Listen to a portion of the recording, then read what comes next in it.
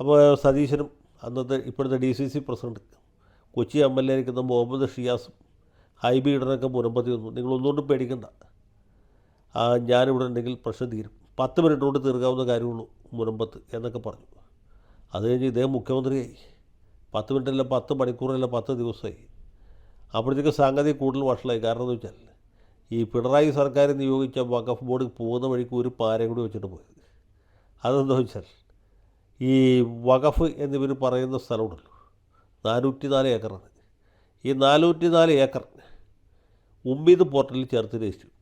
ഇനിയിപ്പോൾ ഞാൻ നേരത്തെ പറഞ്ഞ പോലെ ഇത് സോഡാക്കുപ്പി തല്ലി പൊട്ടിക്കണം, എന്നാലേ അതിൻ്റെ അകത്തിട്ട് രാശിക്കായ അഥവാ ഗോട്ടി പുറത്തെടുക്കാൻ പറ്റുള്ളൂ. ഇങ്ങനൊരു അവസ്ഥയുള്ളത്. അപ്പോൾ ഇതെങ്ങനെ പരിഹരിക്കുന്നതിനെക്കുറിച്ച് ദൈവശാസ്ത്ര പണ്ഡിതന്മാരും മതപണ്ഡിതന്മാരും ക്രിസ്തീയ പുരോഹിതന്മാരും ഇസ്ലാം മത പണ്ഡിതരുമൊക്കെ തല പുകഞ്ഞ് ആലോചിക്കുകയാണ്. സർക്കാർ അവരുടെ വഴിക്ക് ആലോചിക്കുന്നുണ്ട്, റവന്യൂ വകുപ്പ് വേറെ വഴിക്ക് ആലോചിക്കുന്നുണ്ട്, പല വിധത്തിലുള്ള ആലോചനകളും അന്വേഷണങ്ങളൊക്കെ നടക്കുന്നുണ്ട്. പക്ഷേ ഇതുവരെ ആർക്കും ഒരു ഐഡിയ കിട്ടിയില്ല. അപ്പോൾ ഇതിന് പ്രായോഗികമായൊരു പരിഹാരമാണ് ഞാനിവിടെ നിർദ്ദേശിക്കുന്നത്. ഇത് ധിക്കാരമാണെങ്കിൽ നിങ്ങൾ പൊറുക്കുക, ക്ഷമിക്കുക, മാപ്പ് തരിക.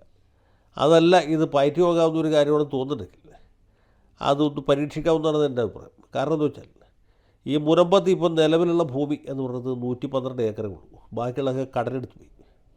ആധാരത്തിലാണ് 404 ഏക്കർ, അനുഭവത്തിൽ 112 ഉള്ളൂ.